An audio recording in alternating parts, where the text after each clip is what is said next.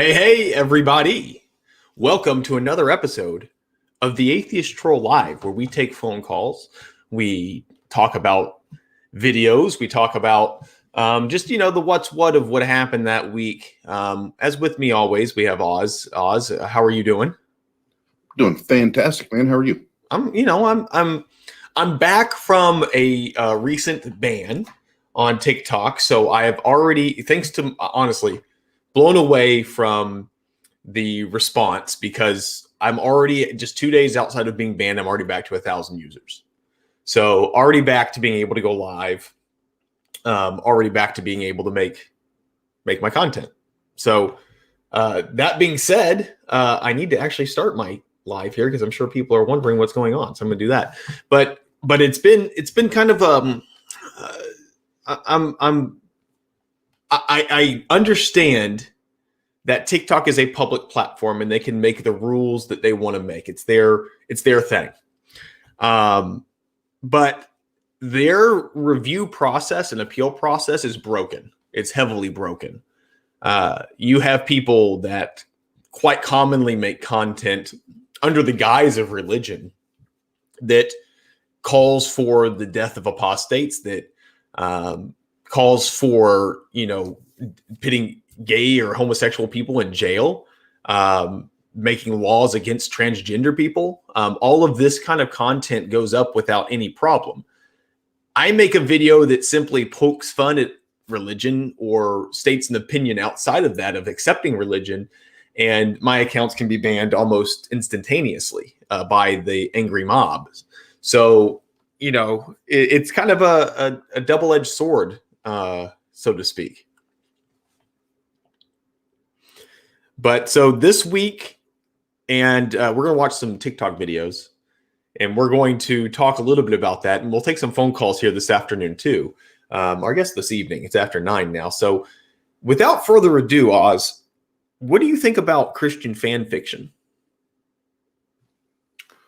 Well, how are you defining that? So let's talk about Revelation. Okay. And reading Revelation, there's not a whole lot. I mean, there's a lot of imagery, but there's not a lot of like specifics. You know what I mean? Like what's going to happen in this world-ending thing. Now, the Left Behind series, which is what I consider to be Christian fan fiction, filled in a lot of those gaps with very imaginative stories. And you can see kids talking about this today on TikTok, and it's not necessarily biblical.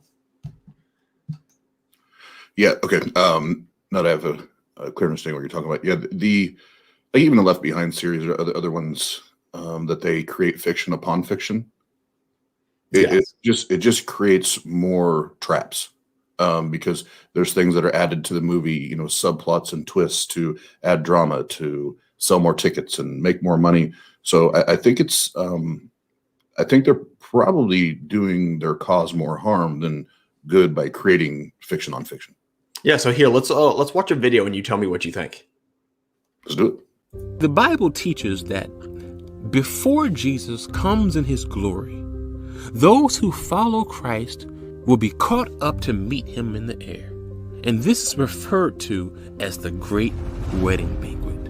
And so when we are caught up to meet him in the air, there's going to be this great meeting, this great reunion of God's people, the believers who have died and the ones who are left on the earth when he comes. And after we have this reunion, then the Bible says that we will return to earth with Jesus to go to war against the Antichrist as the warrior King of Kings. And you also will be a warrior. The second coming will be the ultimate battle of good versus evil. And Jesus is a king who rides first into battle. So yeah, when he returns, the world will. I like the Jesus horse spitting fire at the end. Like that's what these people think is going to happen. Yeah. It's nuts. It's nuts. Because and somebody can correct me if I'm not remembering this correctly, because I do have the memory of an ant, but I don't recall I mean, I know the Bible says that he will ride it on a white colt. And I don't remember a fire-breathing colt. Or flying. Yeah. Or this meeting I mean, and maybe it's there. I haven't really read it recently. But maybe I can clear this up for you. Maybe I can give you some Bible references to clear this up. You ready? Oh, please. Here's what heaven will be like according to the Bible.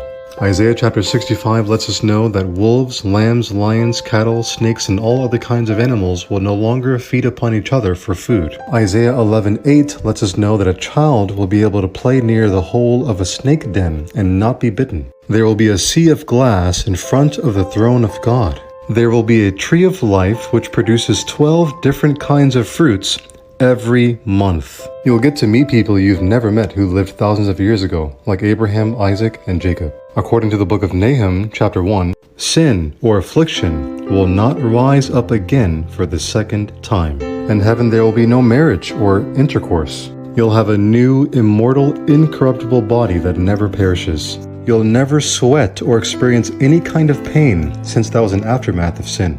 In heaven, when God sees you face to face, he will rejoice and joy over you with singing. First, put down the highlighters. For the love of God. So apparently there's snake dens in heaven. We don't sweat, but we have a body, and we still need to eat. Well, and here's the thing. Whoever the slippery, tricky son of a bitch that wrote this was, we already did the tree thing, bro. We already did the tree thing, and you duped us, you lied to us, and you fucked up the whole shit. So we're not doing the tree thing again. Fuck your tree. It's a joke. I mean, it's just they're trying to get. But to think that, and this is where the issue is with it. I mean, we could sit back here and laugh, but people think that this is real. They think that they're going to have these images of heaven that they draw upon from these books that obviously, like, there's no sense in a snake's den being in heaven, that animals don't eat each other in heaven, that you have a mortal body that doesn't need food, but you still eat in heaven. I just don't. And how does this, real question, how did the author of this book know all of this, but Eric Clapton doesn't even know if somebody's going to know his name in heaven? It's true. How would you know? It sounds made up. I mean, if I was making something up, this is about what would come up, right? Like 2,000 years ago or more, you're sitting around going, I wonder what heaven's like. And this is the story you start concocting around the fire at night. Yeah. It's pretty obvious. But here, just to look, maybe we're just weak and we need something. The great equalizer. We need some way to, what is the best weapon on earth, Oz? What is the strongest weapon that you own? My mind. Wrong. Why is it that people believe that this is the most powerful weapon in the world? I believe that this is the most powerful weapon in the world. Share it to somebody who needs to know. And what do you think? Most powerful weapon in the world. You know what? There is some scary truth to that, though.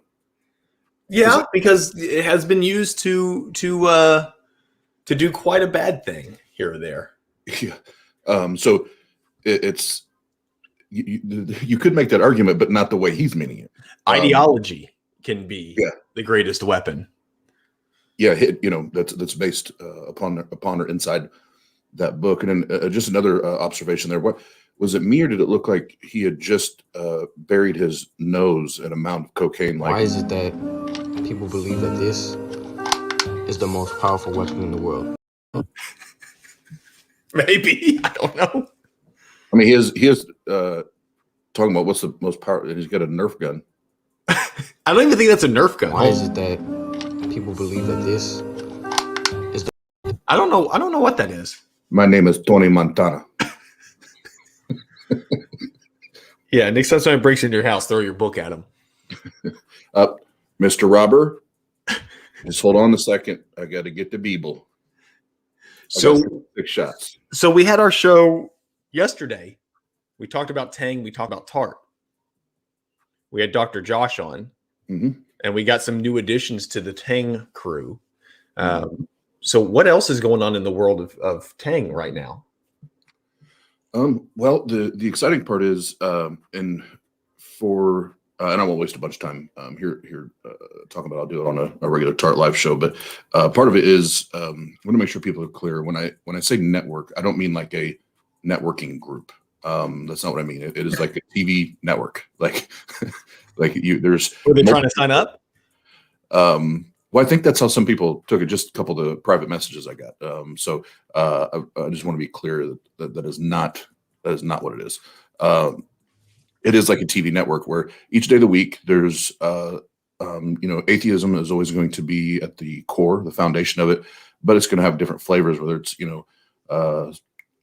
comedy, satire, sarcasm, or it's debunking, or it's debates, or anything like that. We're trying to bring as much variety, as possible to the platform. So what it looks like is if you go to our Facebook or Twitter, you can find the schedule is pinned at the top of each timeline, and literally Monday through Sunday, Tang. I'm sorry, I got to reprogram my reference. Tang will have something going on, usually about 9 or 10 o'clock at night Eastern time, and so there's really if work schedule or kid schedule, family schedule, whatever it is, there should be a night that you can catch something there, and who knows what's ahead. But I have had a couple people ask about Tart. So does this mean Tart goes away? No, Tart would be that's the flagship program, so to speak. So whether it's either on Friday or Saturday, it's a Tart Live show, Tart Live UDC. Maybe it's a special event like the new creator promo show, things like that. So I'm excited. It's going to be awesome. And then obviously adding Wes, Bryce, and Trent to the lineup will make a lot of the work a lot more simple. Yeah, I look forward to it. It looks good. I think we're headed in the right direction, and it's good to have a weekly program schedule. People know what to expect. You can have your favorite show on Sunday nights at 9, and you can watch weekly those updates. And it also gives us as creators a day, like a week, to work on a show. So that way, we have some time to actually give you good content. And I think it's going to bring up the quality of the content. Yeah. And that's even the 3 guys coming on. I told them the same thing. It was like, yes, we want quantity, but the quality has to be, on par, if not surpassing, the quantity that we're pushing out. And I think with the people we have, I think it's going to be badass. Yeah. And I guess, is there, what else we had something with Dr. Josh, right? Yeah. And we'll just do the shameless plug. We go ahead. I'll always shamelessly plug Dr. Josh. Absolutely. So if you haven't already, Dr. Josh has already released a book, did the Old Testament, endorse slavery. You can get that on Amazon, order that, or in your major bookstores. And there it is. Thank you. You can also find it at my local neighborhood library, because I bought multiple copies and just shoved them right in there. Oh, nice. Right at the church parking lot over here. You can go to the church parking lot, and there's a neighborhood library, and you'll find a copy of this in there almost every week. That's awesome. So get that. You can get that on Amazon or at Jeff's local library there. You can pick it up. But he has a new one coming out. The goal is early June, so about a month and a half from now. And it is the Atheist Handbook to the Old Testament. Now, I am going to brag and say that I'm one of the few that have got to get the final copy before it hits the presses. And I'll just tell you, if you're someone that either enjoys having conversations, talking to apologists, or just believers in general, and maybe the Old Testament wasn't your strength, or is it your strength? This book, and this is only volume 1, but this book is badass. It is a must read. I'm now about 3 chapters in, and I'm already excited to read it again because I already know there's stuff I'm missing. It's awesome. Yeah, so we're gonna open the phone lines. The phone lines are now open. Oz, I'll let you go off screen to do that. And I'm going to talk about where we're going next week. So you guys can call in 260-225-3868. The phone lines are now open. Next week, I'm going to have on Natalie. Natalie is a CRM, that's Cultural Resource Management Geologist, with a focus on lithic anthropology. Damn, I messed that up. Former member of the Methodist Church, and we will be discussing evolution, both natural and cultural. Natalie, a scientist, geologist. Naturally, we are going to be speaking about Noah's flood. We're going to pull up some videos, TikTok videos, Instagram videos from terrible TikTok arguments about the flood, about carbon dating, about just errors in the Bible that need to be brought up. Now we have our expert witness, so to speak, to help us understand what a scientific theory is, how evolution works, those kinds of things. You know that we're going to have a few videos in there from maybe some past guests that have been there before, that have maybe, you know, been on the show and argued against evolution. Maybe. So be there. That's next week, Sunday at 9. Now, while Oz is backstage waiting for some phone calls, let me put that back up. The phone calls, if you would like to call in, it's 260-225-3868. And as soon as Oz gets someone on the line, he'll be back in the stream. I wanted to say some thank you to those in the chat. I saw Grumpy in there. Mike's in there. Mike Brungardi. Iron Charlataneer, which if you don't know, but the God of the Bible cannot defeat iron chariots. So that's in there. Geo Sam, I saw it in the chats as well. Geo, thanks for being there. I'm still using your designs in my logo. Oh, Oz is back. All right, can you hear me, Jeff? Yes, I can. All right, let me get it added here. All right, I'm putting I don't know why it says Jeff, because I'll fix that. So we got Josiah, and Josiah is wanting to talk about New Testament prophecy. So cool. I love New Testament prophecies. Josiah, how are you doing? Hello? Are you there? I'm here. Oh, hey, there you are. How's it going? I don't know why it keeps doing that. You know, at the first time I called you, this happened too. But I've been looking recently into how the New Testament writers treat and often mistreat prophecy, Matthew especially.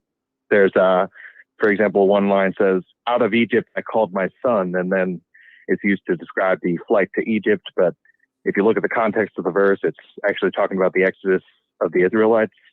And there's one that's like, "Behold, your king comes to you, humble and riding on a donkey and on a colt, the foal of a donkey." Now, Zechariah there just repeating himself, but Matthew interprets this as, "Oh, hey, let's get a donkey and a colt and have Jesus ride on both of them." Right. Yeah. It avoids the and there's also, "He shall be called a Nazarene." This is the last one I'm going to give. And I'm going to give is, "He shall be called a Nazarene." That's such a misinterpretation of Old Testament prophecy that it literally doesn't exist. like look in the entire Bible, that line is not there. So yeah, my general question is, how do you feel that the New Testament writers treated prophecy? What are your thoughts on that? I think you have a good assessment. So there's a couple things with prophecy that I don't understand, or at least I don't find it to be convincing. Is a lot of times you see typically kids on social media talking about all these prophecies, and it doesn't matter what religion it is. It's Christian, it's Islam, it's many different religions talk about their prophecies being proof of their God being real. And what I don't understand is, one, we got a lot of prophecies that are just dead wrong, and so most of them are just completely so ambiguous they could almost mean anything. So how and you have people too in the past, you know, that made, like Nostradamus made what people argue to be really accurate predictions about the future, but he never claimed a God. So I just don't understand how prophecies equal God. Like, I don't see how we made a few prophecies about tall buildings, therefore our God is true. You know, I don't know how, I can't make that leap. So I always ask, because people, you know, there's thousands of prophecies. So I'll always ask if it's a Christian or Muslim, whatever. Hey, give me the best one you've got. Like, what's the best prophecy that's in your selected holy book? And we'll talk about it and we'll see if we can't figure it out. And honestly, to this date, I have not had anybody give me a prophecy that I was like, wow, that's insanely specific.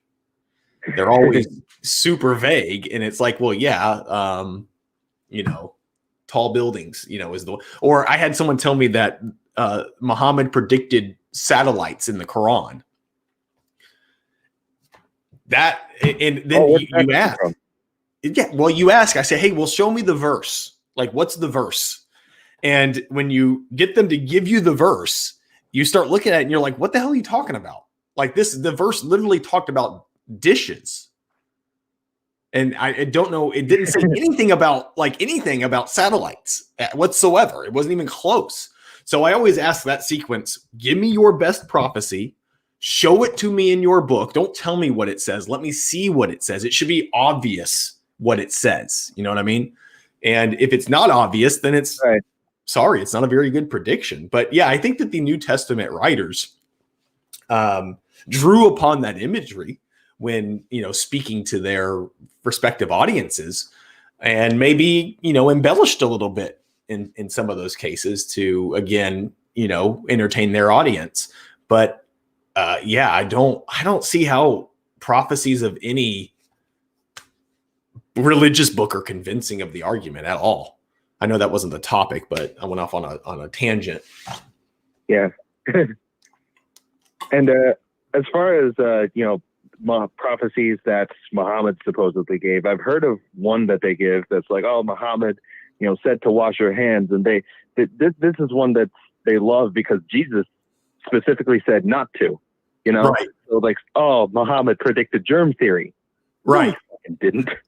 Yeah. Like, sorry if you can't swear. The most aggravating one for me is the Big Bang. That they think they can condense the Big Bang Theory down to one word, expand. And that somehow, you know, predicted the Big Bang Theory. You know, like if you just read it, you would be like, yeah, that's not what you'd think of. Yeah, that's not what you think of. You have to be told that it's the Big Bang Theory that he's talking about before you read it to even have any idea of what you're supposed to be thinking about. So yeah, it's flawed from the start. But by all means, if somebody out there is listening and you have a really good prediction and you want us to look at it, give us a call. We'll think about it. We'll see. All right. And just before I get off, I'm going to cite my favorite Christian example of that sort of vague prophecy that had to be reinterpreted. There's Isaiah 40:22. If you can look at it in your Bibles right now, it says, you know, it is he who sits upon the circle of the earth. And people are like, oh, you know, the earth is round. The Bible said so, right? Now, the circle is the flat surface of the dome that the Jews believed existed. Yeah. And even in the same verse, it says the heavens are stretched out like a tent. Like that's not exactly a good view of like modern cosmology. Well, in Hebrew too, they have two different words, one for sphere and one for circle, flat circle, and one for ball. Yeah, they used those words, the ones for sphere, later for other things in the same book. But that was not the word in the original Hebrew that was used when talking about the earth. They believed the earth was a flat sphere with, just like you said, a dome over the top. So, right. And, you know, it's funny that you talk about these predictions too. And then in some hadiths and some other information that you get from the Islamic scholars too, is that, you know, and of course I'm probably going to get hammered for this, but that, you know, stars, you know, were kind of like, or shooting stars were kind of like bullets, you know, to take out demons. But, you know, sure, your book predicted the Big Bang. But hey, I appreciate you giving us a call, as always. Right. Right. Of course. I'm And a let's hope we get somebody out there with some good predictions. All right. Take care, man. Yep. See you later. Thank you, Oz, for handling the phones today. Our phone management is going to be Oz from Tang Productions, producing the show. Next week, when we have a guest, he will come in about halfway and just take some of the phone calls in. So we want to get your phone calls next week for evolution and those kinds of things. And I'll be bringing up some videos like I was saying before. I see Sammy Dew in here and Sean Alexandri, a Tart veteran in the chats. So let's see. And Atheist Cats is in. Nightbot always in, causing problems. If you guys have problems with Nightbot, save them. We are still working with Nightbot. That is a new piece of software that we have running to kind of help moderate and put links in and take care of things for us. So what are you talking about? I'm going to buy 3 new space-themed Lego sets in the near future. How did you know? I bought 2, not 3, but we'll see. Legos are great, and they require adult money. Anybody that buys Legos for children knows they require adult money. So now that I have adult money, I buy Legos. That's what we got. Put the phone number back up. So 260-225-3868. For all my haters on TikTok, for all my viewers on YouTube, you can call in if you have questions, or if you think you got the right opinion about something and you want to put me to the test. Here I am. And so Oz is in the background. He's going to be taking and screening the phone calls for us. And I'm reading through your messages as we speak to kind of respond to some questions, if you have them in the comments as well. An actual phone number, that's so old school. Well, it's not a pay phone, so relax. Actual pay phone, actual phone number. Yes, it's an actual phone number. We use actual phone numbers here. Oh, Oz is back. Oz, you got somebody for us? I do. So Oh, I have Julian, and Julian is an atheist, but he wants to talk about what you think is the most believable or maybe the most convincing religion that is available. Okay. All right, Julian, can you hear me? Yes, I can. All right. Julian's there. Julian, how's it going? Good. I just wanted to ask you something. What's your most convincing religion, like in general? Like not like an argument, but just what would you think would be the most believable religion? Well, I think the religions that don't have a deity would be maybe more believable, but then it becomes like almost a philosophical belief. My biggest issue with any religion or thought process is the unwillingness to change, the unwillingness to admit that there's a fault, and not adapting to time. So when they discover something is wrong with the ideology, rather than trying to correct that, it's finding another way to justify it. So like let's take Christianity, for example, if they find out that slavery is in their book, they don't take that out and say slavery is bad. They just make justifications for why slavery is okay. So any ideology that puts themselves in a book is a problem to me. So be that Satanism or Judaism or whatever. If there is a book and they're unwilling to update it, then I have a problem. So and then it's like, how do we define a religion is another way. So I wouldn't call science a religion, but it is an ideology in the way that we discover things about the world, by the way that we solve problems. And I think that ideology is the best way to solve future problems. And, we look to religion and look to a God to help us solve problems. I think we should be looking towards critical thinking and the scientific process to solve problems. So in that era of things, I would say science is the ideology that I most closely identify with as a religion. Does that make sense? All right. Or did you want me to pick one?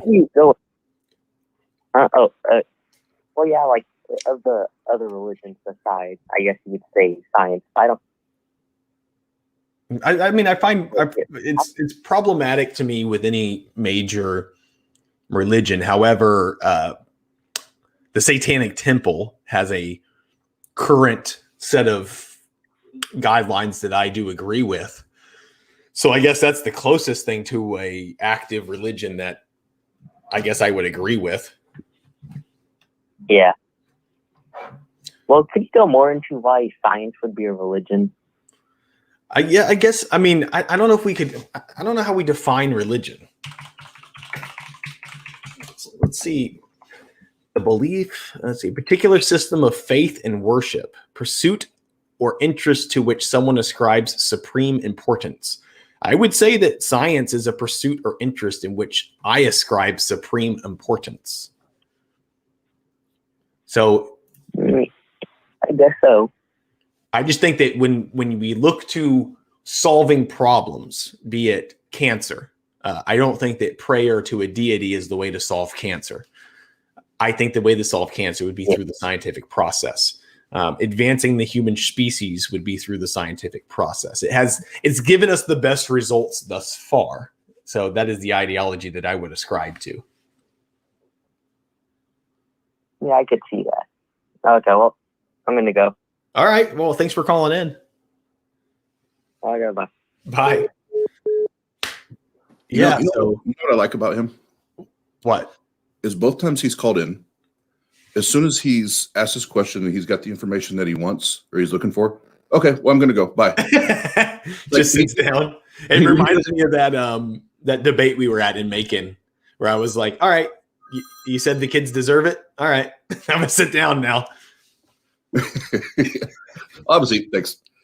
All right, I'll be right back. Yeah. So let Oz take that next one. I don't know. Maybe that one's going to come back to bite me in the ass on calling science a religion, but I do find it to be a quote pursuit or interest to which I ascribe a supreme importance. I mean, I've heard consumerism called a religion, so I guess I can call that. I do have faith in the scientific process. I have faith in the scientific process based on the fact that we have a good track record of results from the scientific process, considering that I'm using a webcam right now and a microphone and a color screen and a cell phone and the internet. These are all good examples of how science has positively affected all of our lives. So that is why I think it's the best process in which to find information and solve problems. Just like that, next week when we have Natalie on to talk about some geology and such, I think that's another great conversation to have with her is some of the issues and problems that she has worked solving and how that process works, how that scientific process works. Because I find a lot of people on many social media platforms don't understand what scientists mean by the scientific process or a scientific theory. They think theory as a guess. It's not a guess. So understanding the scientific process and how terminology works may help clear up some common misconceptions that you may hear on the internet. Whoa, the light just fell over. Did that make my face really bright? Sorry. Sit still. Anyway, so 260-225-3868. I see Deadpool join the party here. Appreciate you coming in, Mr. Captain. And we'll look forward to seeing some new content from you and possibly some knives. If you want to build some knives, I'm in. I'll take a Damascus steel knife. You can go ahead and send it to me for free. I'll put it on the show. It'll be free advertisement. Give me a free knife. Anyway, back to questions I've seen in the chat. So I see some people talking about some translations of the Hebrew word. And I see that Jay put up a nice little, let me see if I can find it. There it is. We were talking about this earlier, which is talking about circle. He's saying that they can also be translated as orb or sphere. we'll see. I've heard mixed reviews about that, and I don't speak Hebrew, so I would need to pull in an expert in Hebrew. You need a hydraulic press to make Damascus. What's the problem? Just go get one.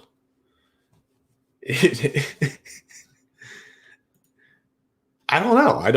I don't think there is a Hebrew word for WTF. Yeah, I don't think so.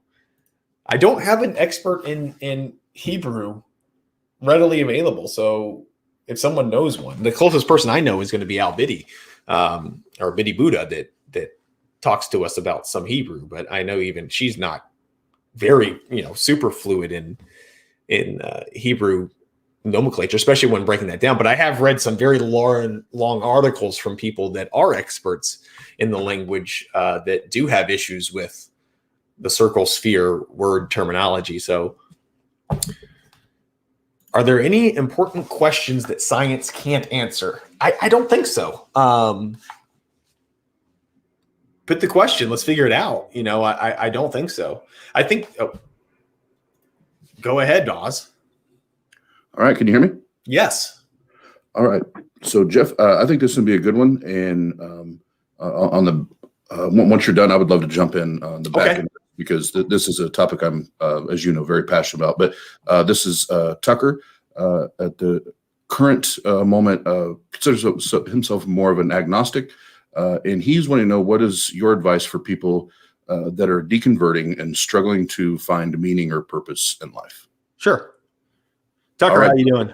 Tucker, you're live with Jeff. Yeah, hello, Jeff. How you doing? Hey. So I'll tell you, I've not called myself an atheist for more than about 4 years. And the first 2 years were probably the worst. That second year was probably the one that caused the most questions, like how to proceed. But knowing that, like, your brain is wired a certain way. And a lot of that, especially if you grew up in like a fundamentalist home or a religious household, it got wired like that when you were younger. So therapy is really important. And I think sometimes we overlook that. And also finding a secular therapist that's not going to bring religion into it. And also one in which you feel comfortable, like, divulging, divulging all that information about religion. I know that the first therapist I got recently, this is last year, and I went to her first appointment, and I talked about how religion is a problem, and she proceeded to let me know that she was a practicer of the Islamic faith. Well, I'm not going to divulge the issues I've had with Islam in that situation, because I don't want to offend her, So getting a therapist that you can actually speak openly with is pretty important. And so there's a website called the Secular Therapy Project, and they help you find some, local person that isn't going to talk about religion or, all that kind of stuff. So that was key. And then, it's easy to dip into nihilism when you think about those deep subject matters like our purpose and things like that. And, wondering, what is my purpose? If there is no God, what is my purpose in life if, everything's meaningless or whatever. But it's a little bit like saying, like, without a master, whose slave will I be? And then you can kind of realize that you don't need to be anybody's slave. You can be for yourself. You can work on things for yourself. Things do have meaning in your life. Those relationships that you have with other people, the relationships you have, define kind of your personality and your memories and those kinds of things. So that's the purpose for me. But I think that's something, it's definitely a deep internal conversation that I frequently have. But getting a secular therapist has made a big difference, because I didn't know your kind of coping mechanism is brought into religion. And so when you don't have that as a coping mechanism anymore, you're kind of lost. Yeah. I can remember even as a non-believer, like in moments of anxiety or something like that, trying to use prayer to calm the anxiety, and it won't work. It doesn't work anymore because I know it's not, like I know the magic trick and it doesn't work. Mhm. Yeah. I mean, I'm kind of a child inside, so even as an agnostic, I sometimes find myself praying, hoping at least something hears me in my times of desperation, stuff like that. Yeah. Even if I know secretly that like it probably is doing nothing. But like I don't know, like in times where like I just feel at my absolute worst or lowest, like I do pray to just somebody, but like I refuse to declare who that God is or what that God is, because I don't think I want to pray to the God of the Bible or the Quran, Right. Yeah. And I mean, I did definitely, when I was still trying to figure that out, I could definitely think of like, well, let's think of the universe as an entity, and you're kind of looking to the universe for help in that way. But I think I think it's very evolutionary. When you're a child, it makes sense to look up to your parents. Your parents are a bigger thing like you that's there to take care of you. And so it gives you comfort knowing that your parents are there to kind of take care of you. And as an adult, you think about a God, which is, just something bigger, larger like you that's there to take care of you. It's a more powerful being to take care of you. So those are kind of I think that's why we as human beings have that, need to think that something is bigger, than us. But I'll be honest with you, the admitting that I needed to at least explore therapy took a while for me to admit that. I didn't want to admit that I had any, I didn't think I had any religious trauma issues or, issues dealing with deconversion, but I did discover some bad coping mechanisms that I used and were able to work on some of those. There are apps out there too that help you with guided meditation. And I think honestly, meditation has kind of replaced prayer for me on that. Meditation helps kind of works through some of the things in your brain. So, well, it has other benefits too. Like when I started meditating, like I'm able to like pick up a guitar and learn how to play it. I'm able to go to the gym and work out with it while being focused on it. And I'm willing to eat healthier and, take care of my house better, take care of my little kitties better, take care of my horse better, And those are kind of the things that give you meaning and purpose. Mm-hmm.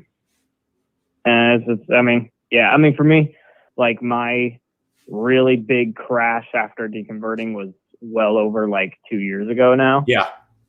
But that was when I first deconverted, and my really big like really bad stuff happening because of it. That was like about a year ago, but I'd say it's calmed down now, but I think we all still have good and bad days, but knowing that, like it's not permanent, if that makes sense, like the thought process or the anxiety or the negative emotions are temporary, and knowing how to deal with those in the situation with a tool like meditation or something like that to get through it, you then kind of, you find a faster way to deal with it and a more permanent way to deal with it. That's more beneficial in my opinion. Yeah. Have you heard the song Dear God by Dax? I don't know, maybe. Yes. What is it, Oz? Sing it for me. I don't sing. I mean, I can text you a link to it. Well, just tell me, what is it called again? He's a rapper. It's called Dear God by Dax. It's badass. D-A-X. Okay, cool. Yeah. So I think that song does a pretty good job explaining the frustrations I think even other practicing Christians struggle with too, and agnostics and people who like still believe in God but just can't accept religion as well. Sure. And it's just kind of like, why am I reading this book that was written and compiled by people when I'm not stopping God from talking to me if he wants to talk to me, And I think at this point where I'm at, I believe that if there is a God or something we would call a God, it doesn't have it as an entity, whatever it is, does not have any interest in the daily lives or daily, struggles of the human species. It could have been something that started in emotion and took off. I'm not taking that, off the table. I don't know, but I definitely don't think that that there is a God out there that wants to have contact with us.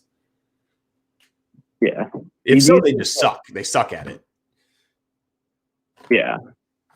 I guess that's a big kind of thing is like, does this God like allow both death and life? Because like you can make the argument that good only has value because bad also exists.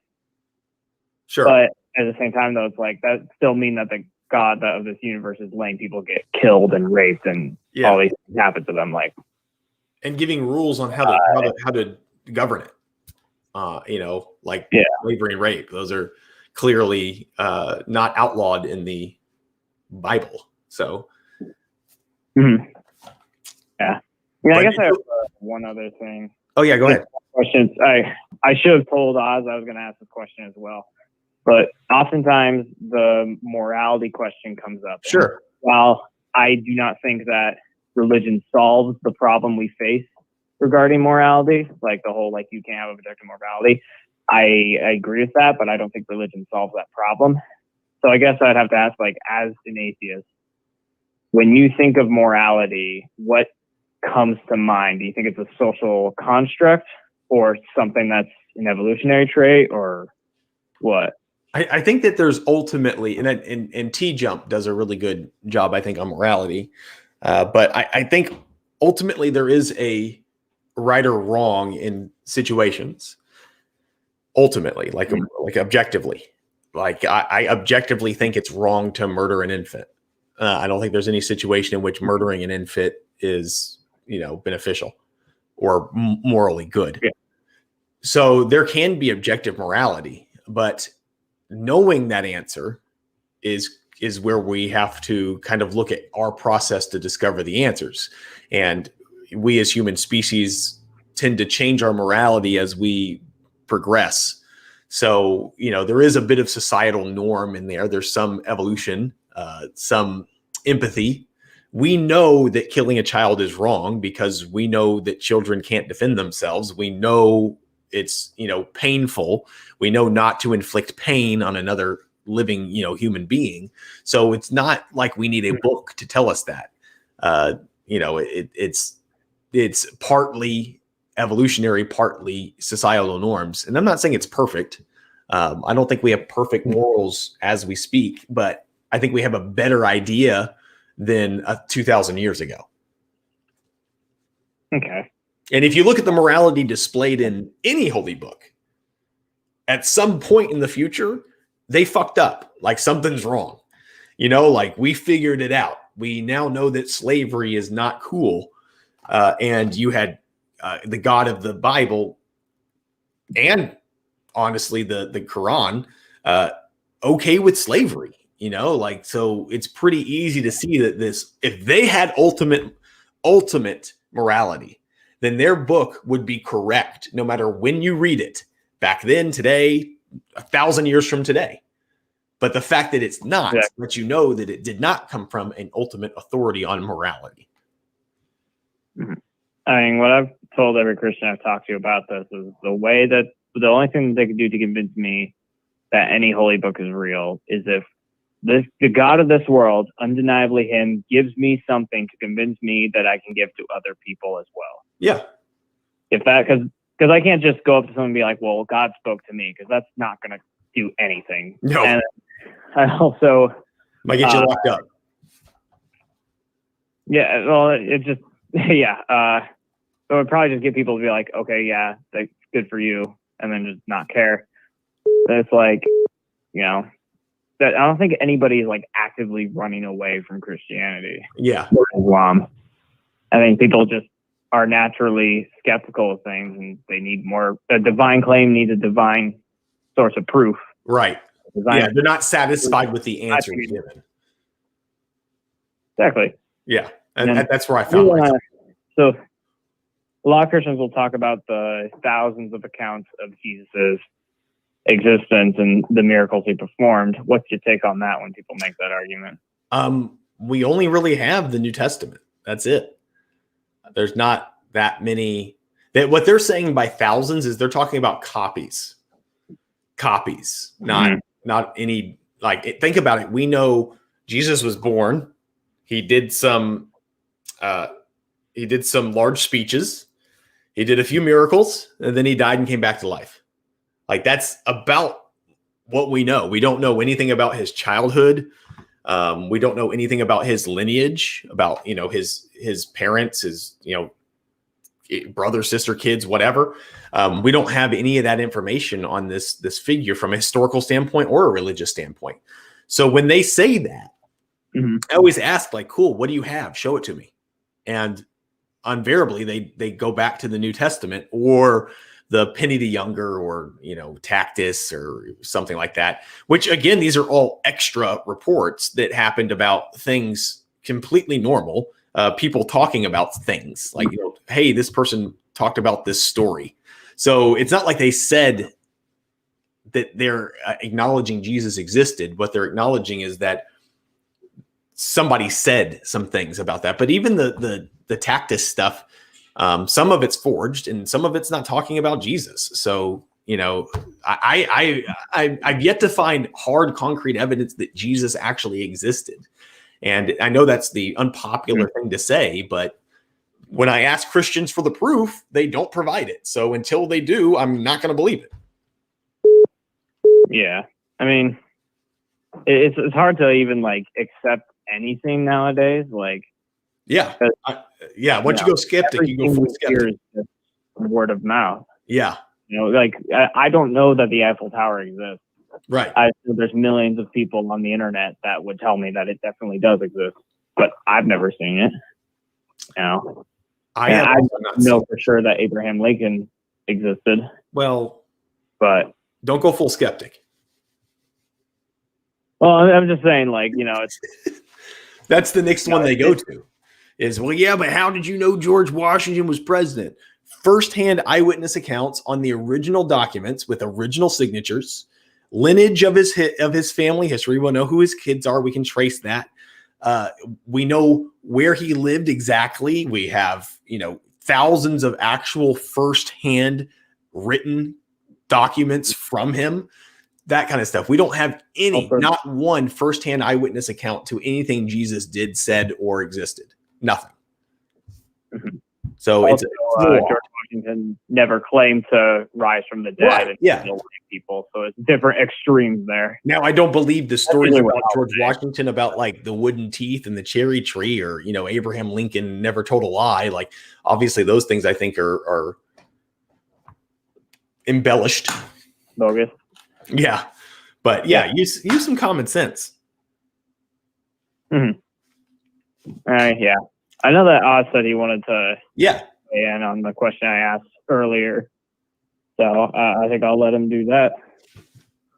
Yeah, and I'll be brief because Jeff did a great job of kind of giving a proper, I think, a proper perspective on how to navigate the deconversion process and trying to identify. Okay, now what do I do now? Where do I go now?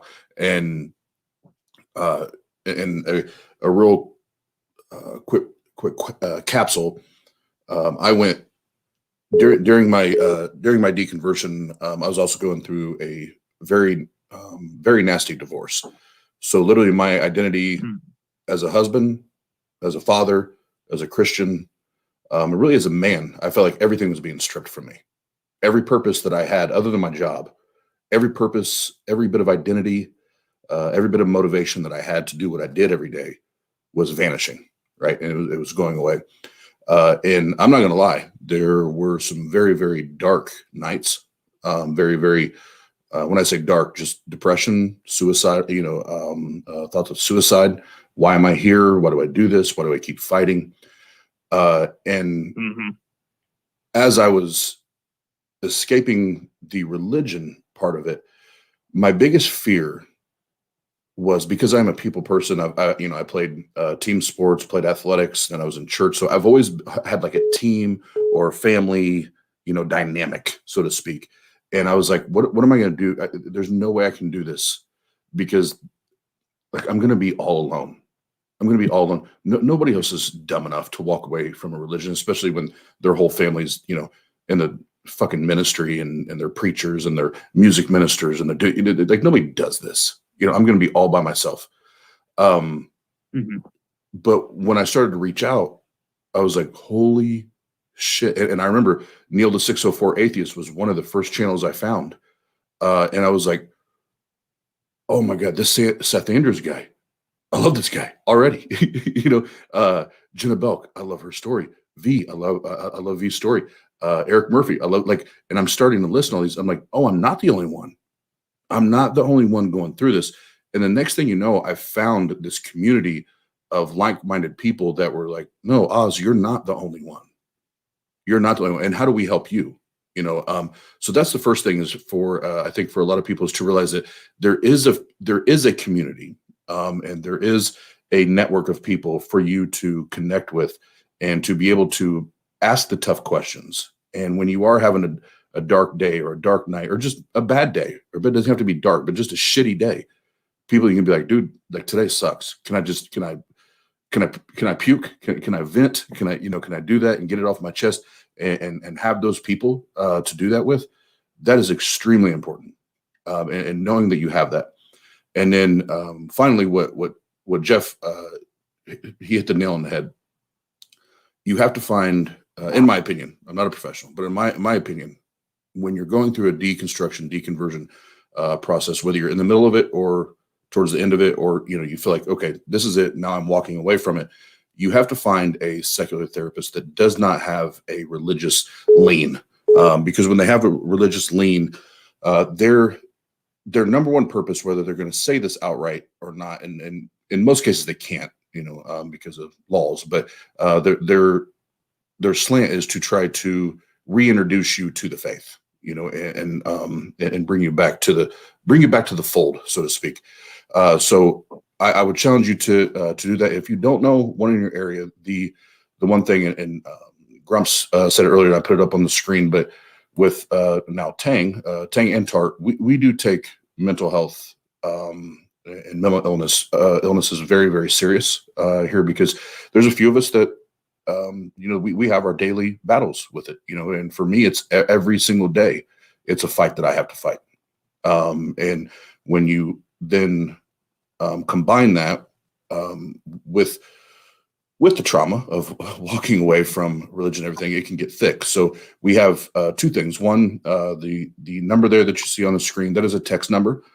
In anybody you text there, they are not professionals. They're just there so you can vent and talk and them support you, be your cheerleader, be your fan, that kind of thing, just so you can maybe get something off your chest. But if it's something that you need a secular therapist, you need a professional to talk to, my email is right there, austin@tart.live. And I've created a relationship with a secular therapist that will provide great rates, whether people have insurance or not. And they can do in person if you happen to be local to where I'm at. But if not, they do FaceTime, Zoom, what any of the digital means to do that. They'll hook up with you, and we can help you do that. But I agree with Jeff. Talk therapy when you're exiting all that and being able to get, extract and get rid of all the toxicity and all the negativity that you didn't even know was there is so important. Because my last point, and then I'll shut up because this is Jeff's show. Leaving religion is like a partner or a spouse leaving a abusive relationship. You already have maybe a decent idea that you've been hurt or you've been manipulated. Oftentimes, more often than not, it's not until you get completely separated that you realize how badly you got fucked up and how deep the wounds are and how long it's going to take for those wounds to heal and then to turn into scars. So it's very important that you and anybody has that. And I'm glad that you're challenging and you're asking questions and you're doing all those good things. And just know that Tang, Tart, Jeff, Oz, we're here for you anytime you need us. I appreciate that, man. I really.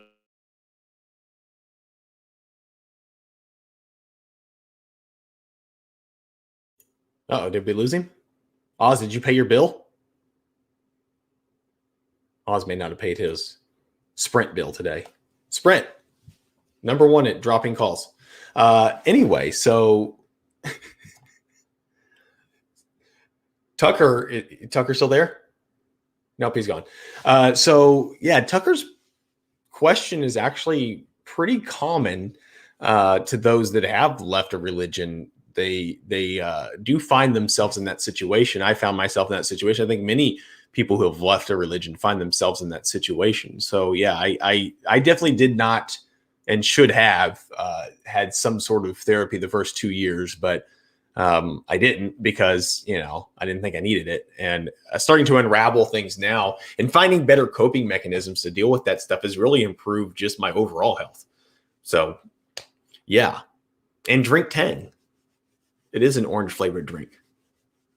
Developed for the, I think that's a wives' tale. Anyway, so we're going to take maybe one or two more phone calls depending on time. That 260-225-3868 phone number there on the screen.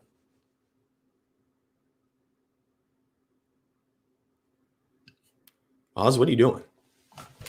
Muting and unmuting. Okay, cool. Back to me. So Oz will be on the phones, probably wrapping some stuff up with Tucker there. And so just to go over what we talked about, there is the Secular Therapy Project. There is Tart, Tart.live.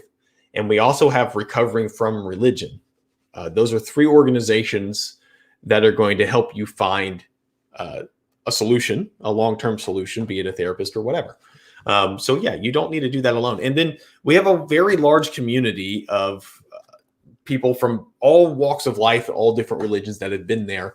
They can provide some advice to you. So do reach out if you have any questions or concerns, or you're looking for someone to lead you in a direction for help without an agenda. We're here to reduce the suffering of others. I'm not going to try and convert you to a religion. So yeah. And just a reminder, next week, we have on the show Natalie. She's going to be here with us. She is a geologist. So we're going to be focusing our content on science and some geology and evolution. So we'll be talking about that next Sunday at 9 p.m. Look forward to that. And look forward to that. So I was planning on having Natalie on the show today. However, we had been talking via TikTok and my account got banned. So all of our history, the chat, everything, it all disappeared. So we had to reschedule that for next Sunday. The Sunday after that, we're going to be talking about quantum physics, quantum theories, and have on my good friend Cancel Religion, who is probably moderating my TikTok feed right now. So that's the next one to look forward to. And I'll put his data up on the next show as we talk about what's coming up in the weeks ahead. Put that phone number back up for you, 260-225-3868, for those that have a question for me or a comment or a challenge. Maybe I'm wrong about something and you want to call me out. There's the phone number. You can do it. There you go.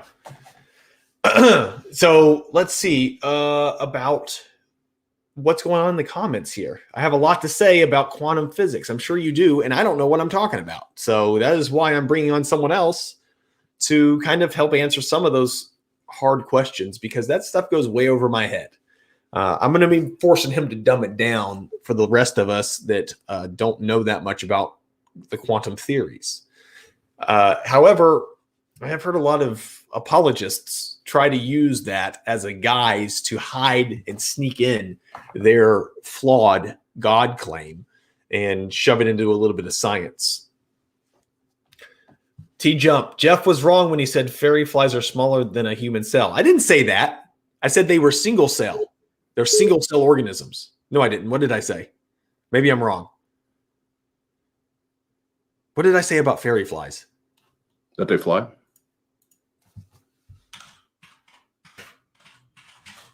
Is somebody on the phone?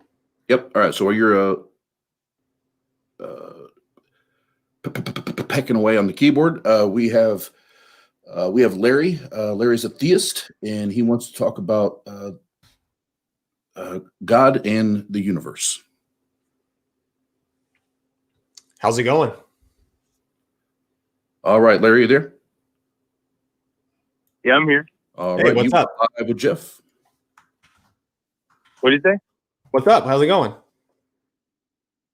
What's up? How you doing?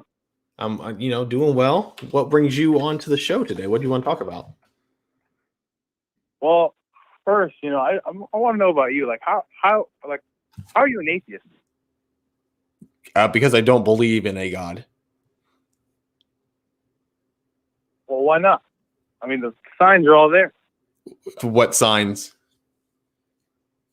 I mean, so say someone made something, right? Say someone made something in the phone factory, right? It's just the watchmaker argument. I'm not. What are you talking? No, I don't know about that. Okay. So someone makes something in a factory. Right? You don't need to say, all right, I need proof that someone made that. You already have the proof in front of you. So what are you saying is proof? Sir, look at the universe around you. Look how the planets are all, just look how they're designed and all long as one. You know what I'm saying? Yeah, I know what you're saying. So which God created all these universe things?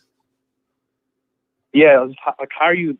I don't want to say blind, but I'm leaning towards it. So which God created the universe? Sir, what do you mean, which God? Which God created the universe? You said these things have a creator, so who is the creator? The creator is God. Okay, so who is God? Habibi, he is Allah, God. Okay, what does he want? He just wants us to worship him. That's it. Simple. And how do you know this? What do you mean? Because he said it. Okay, well, where did he say it? What did he say? I didn't hear you. Can you read that? Where did he say this? Where did this God say this? He said it plenty of times. Said it in the Quran. He said it in almost every religious scripture you can find. You see it there. Okay, so it's just because the book says so. Well, listen, you haven't told me the arguments yet. I want to know about why you think of that. I don't have an argument against it. I'm saying I don't believe that there is a God. If there is one, then currently I don't believe there is one. But if you have proof of one, then that could change my mind. The Quran's not going to do that, though. Well, sir, I didn't really come prepped for this. I didn't think you're going to accept the call. Well, if you have some evidence have, that your claim is true, I just don't. From reading the Quran, it's not evident that book is from a God. That's evident that it was from a book from 1500 years ago. No. There's plenty of stuff. Do you even know where water came from, sir? Do I know what? Where did water come from? Where does water come from? Yeah, like how did it come on this planet? Like liquid water? How did water come onto the planet? Yeah, like oceans and water. Yeah, like that. So it would have been due to the formation of the planet with the materials that were there. I mean, if you want to tell me where those materials came from. No, sir. See, the Quran has said this way before any scientist ever thought about this. It's from asteroids, and scientists now know it's from asteroids. 1,500 years before any scientist knew that. Oh, okay. What is the verse? Are you? What's the verse about? Look it up. I don't know what the verse is. Well, then how do I know what's in your book? Well, do you not know what Google is, sir? Jeff, can I ask a question? Yeah, you go ahead. I'm going to Google this asteroids thing. So if it's asteroids, go ahead. Asteroids or meteors or whatever the claim is. Yeah, from the sky. Came from the sky. Okay. Earth. So that water. Settle down. We're good. So how do we go from an asteroid or whatever to then therefore God? What? No, because you said the Quran. You don't know if it's from God. You think it's from a man. Okay. It's written from 1500. Okay, I got it. Okay, but then you made a claim and you said it's in the Quran, but you didn't know where it was on the Quran. Oh yeah, I know it's there for sure, like 100%. I can bet money on it too. Well, that's great. I don't bet, by the way. This is what it says. And we sent down water from the heaven in proper quantity and made the earth its dwelling, and we were able to take it away. Sir, Amazing example right there. Amazing. This book also says that people Well, live what to do be you- 950 years old. What did you say? I didn't hear you. I said this book also says that people can live to be 950 years old. Yeah, of course. It doesn't talk about somebody like splitting the moon in half and something too. Sort of. Man, next call, I'll bring the proof for you. All right. Okay. Yeah. I'm gonna leave on one note. I'm gonna leave on one more note. Okay. That pork is haram unless slaughtered the right way. I've never said pork is haram unless slaughtered the right way. People Isn't it enter haram? the brain cells left out of the chat. It's haram. I love pork. Yeah. I don't. I'm allergic. Thank you, sir. That's all I have to say. Okay. Bye. Nice chat. Nick's caller. We're going to take the Nick's caller.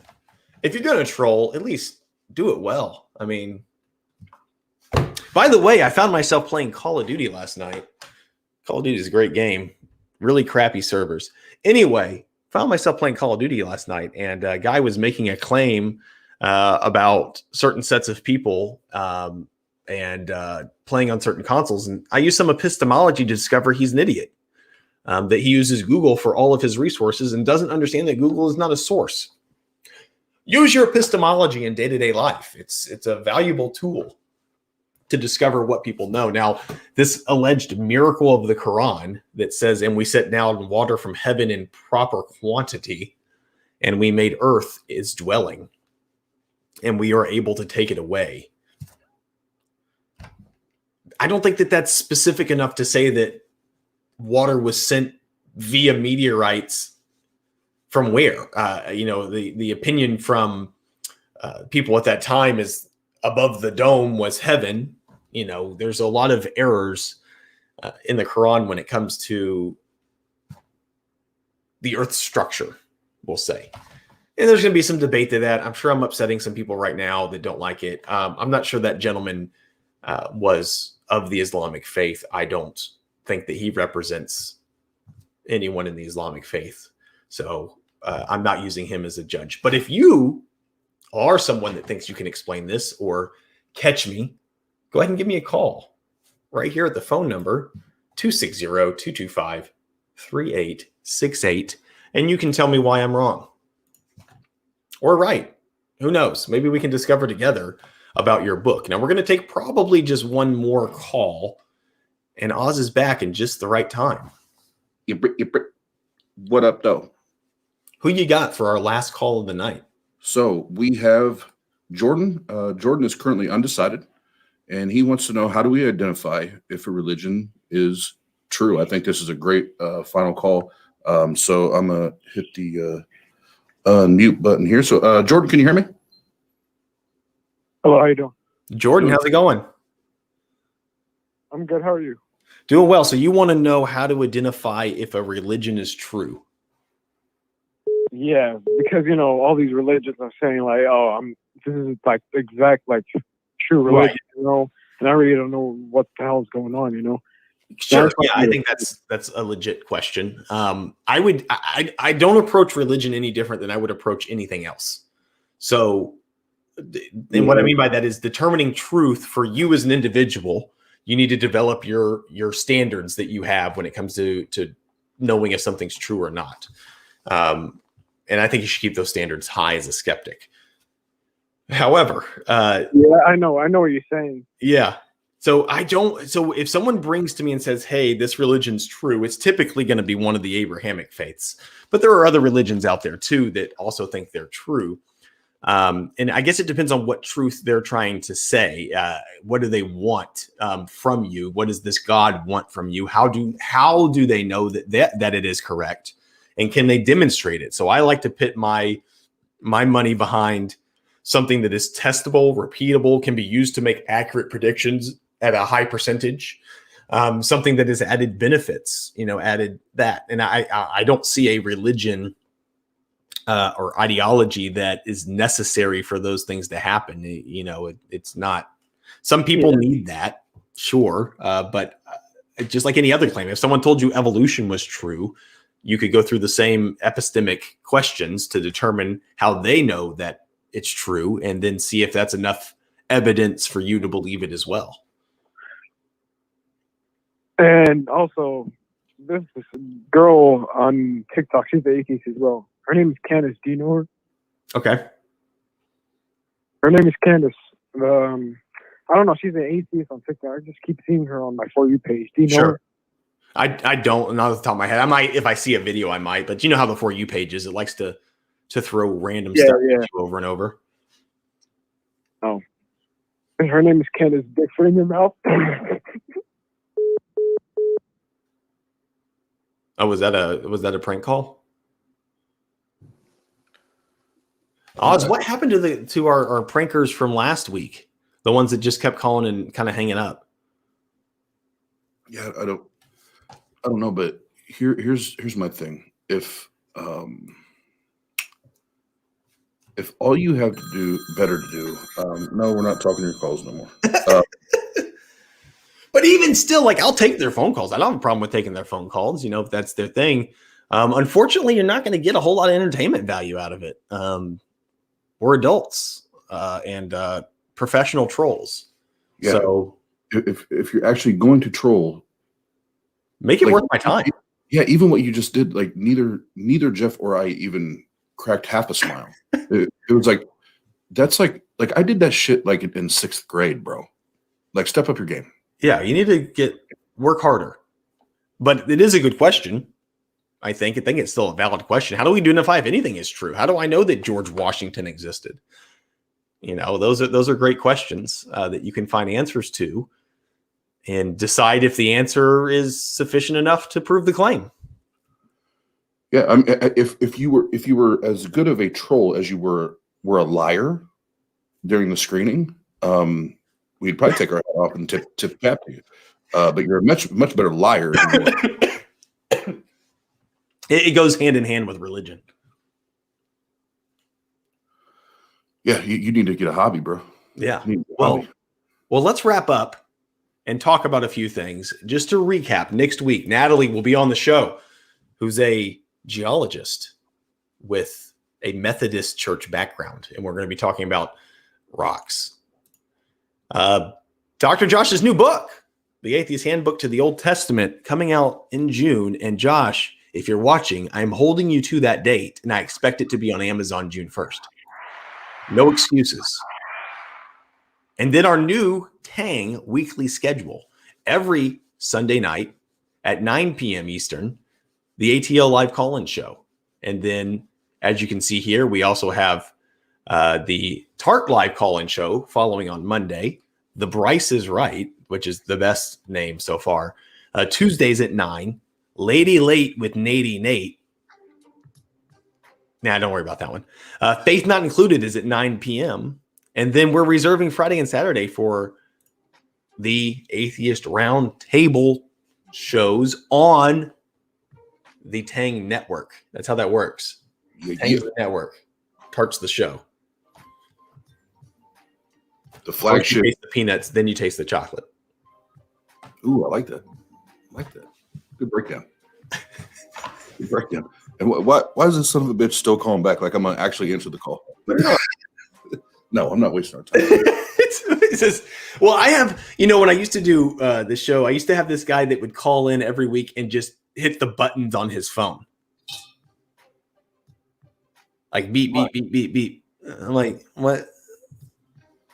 What's that about? I'm going to call him back. Here's 3 words for you. Get a life. Yeah. I mean, it's fine if it makes me feel valued when you waste your time on me. But hey, thank you to the guys in the comments. Thank you for coming out. Thank you for the people on TikTok. I got to say, listen, genuinely speaking, I'm floored at the subscriptions or the people that follow me on TikTok. So we're going to figure it out. I want to make my edgy content and not get banned. We're going to figure that out. I'm working with some people now about developing a website for that specific purpose. I'm exploring my legal options with TikTok and attorneys when it comes to resolving my previous account. We'll see how that works out. I'm not that hopeful for it. But I really want to thank those that refollowed so quickly to get me to 1,000 so that I could go live again. My sincerest gratitude to you guys for taking care of me like that. So yeah, I appreciate that. And then until next week, stay skeptical, everybody, and check out the shows. Oz, you have anything you want to say?